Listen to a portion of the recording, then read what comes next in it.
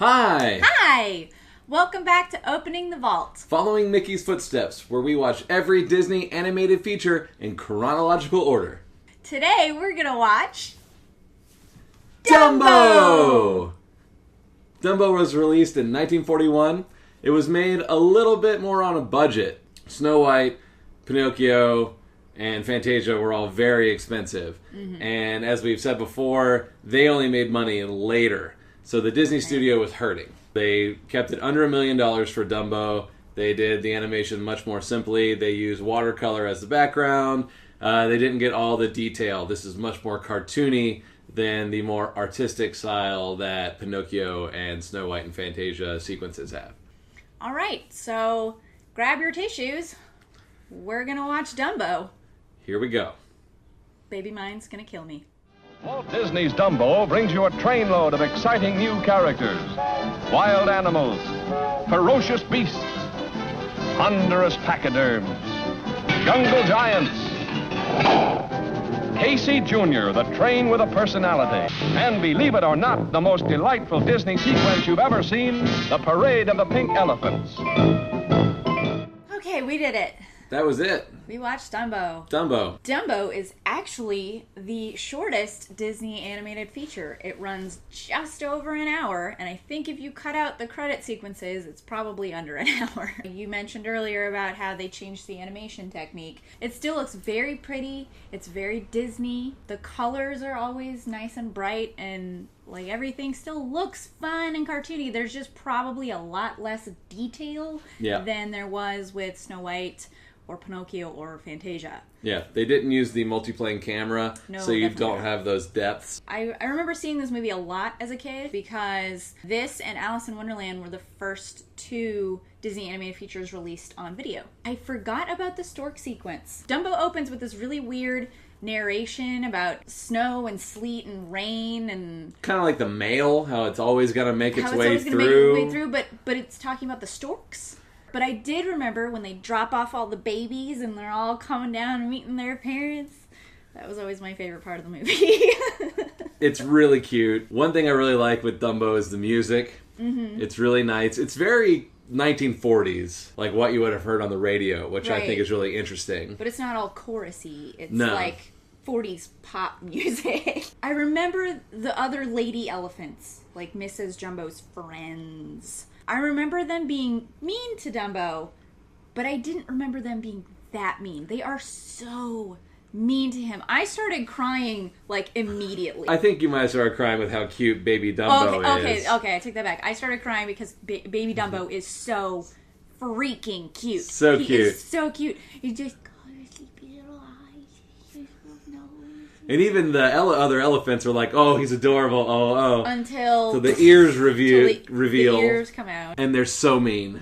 They're so mean. Immediately. Turn. Immediately.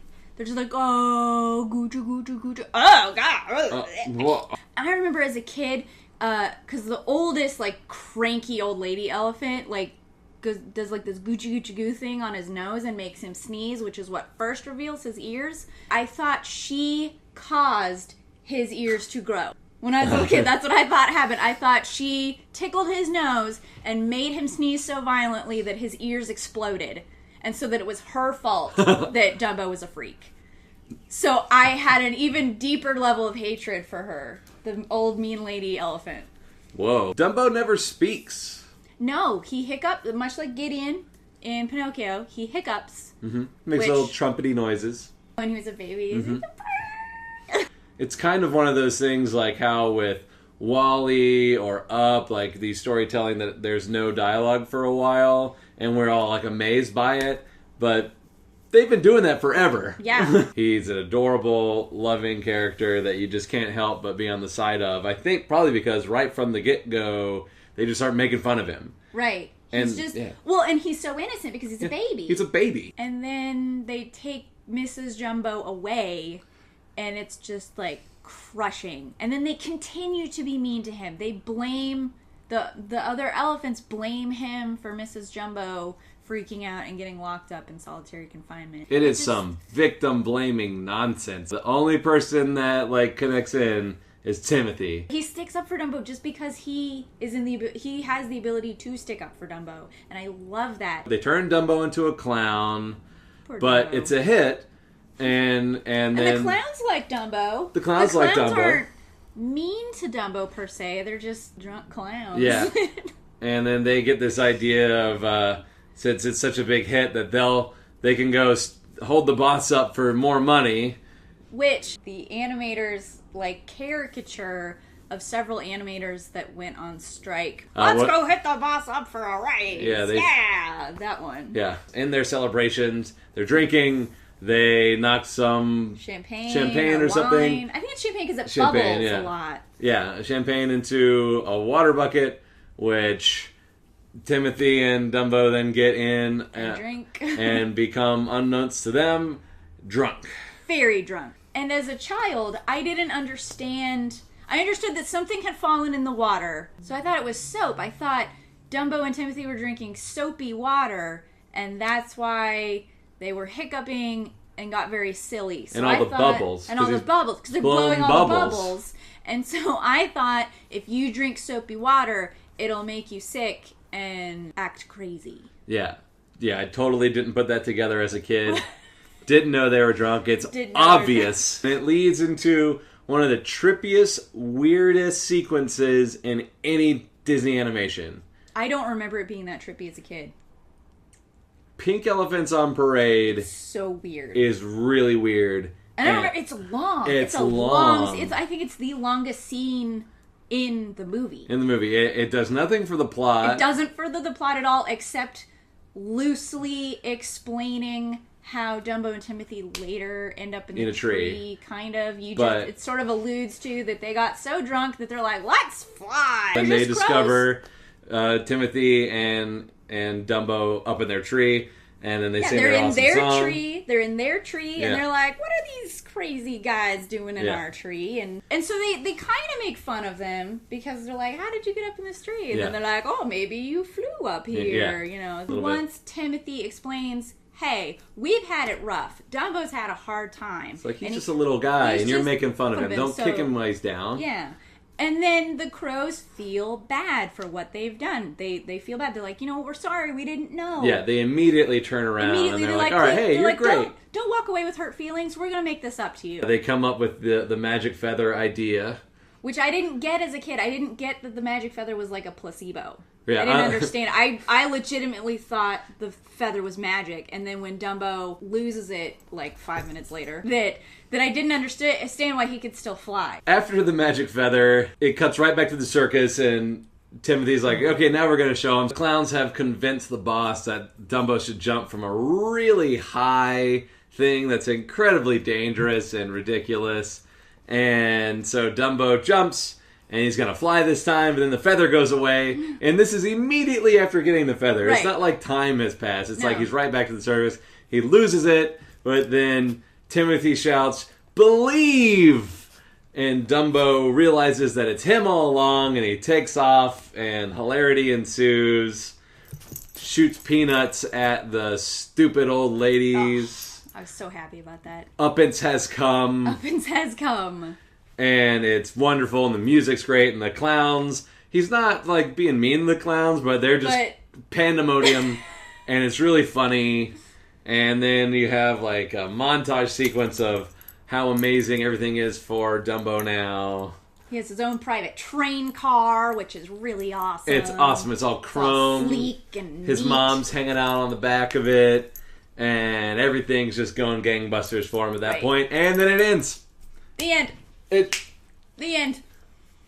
He learns to fly. He flies. The end. The end. Everything's better. The end. It wraps up so quick. Right. Someone on our Facebook page said that they didn't like that it ends with the message of, oh, now that you're rich and famous, everything is fine. Everything is good for you when you're rich and famous. I don't know that I agree with that being the moral. Yeah, I think I disagree. It does. I think it can come across that way, because it's suddenly he's rich and everything's famous and fine. Everything's better. But it's because he has, the thing that was keeping him down the whole time that people were making fun of him for, the big ears. He can fly because he has those, because he believes in himself. Right. And because of those things, he becomes the star of the circus and he gets to be rich and gets his mom out and gets everything that he wants. But it's not that the wealth didn't lead to those things happening. Those things happened and then he became wealthy. Because he embraced who he was. He was true to himself and he believed in himself. Believes in himself. Exactly. Yeah, everybody's different. If you have something that's really different about you that people make fun of you for, maybe that's something that's actually really amazing. Right. And you should just be who you are. I think I think that's a beautiful idea. Dumbo was praised. People liked it a lot. It made money. People went and saw it. Disney made a profit. Right off the bat, made a profit. I will watch Dumbo again. I'll watch Dumbo again. Only if we can... I'll watch like the first 10 minutes until Dumbo gets to his mom for the first time. And then we'll need to fast forward until after Baby Mine, and then I'll watch the rest of the movie. But that chunk in there where they're mean to Dumbo and where Baby Mine is sung, I will not watch that part again. Yeah. I can't do it. This one's not... It's not high on my list of favorites, I think. It's not low either. Like, I like Dumbo. The character's great. I'm actually excited to go to Disneyland and ride Casey Jr. and actually ride Dumbo. But I wouldn't say I'm in a rush to watch Dumbo anytime. If someone's like, I was thinking about watching Dumbo, should I watch it? Yeah, you should. Totally. Especially if you were like us and grew up in the 80s when Dumbo was released on VHS.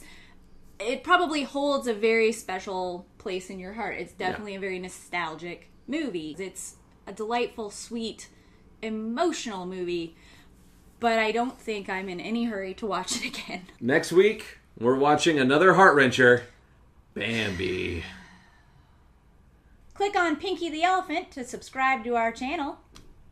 So if you guys come like our Facebook page, facebook.com/WeWatchDisney. We put in some video there that's not on the YouTube, some outtakes. Outtakes and bloopers. And give a like, share.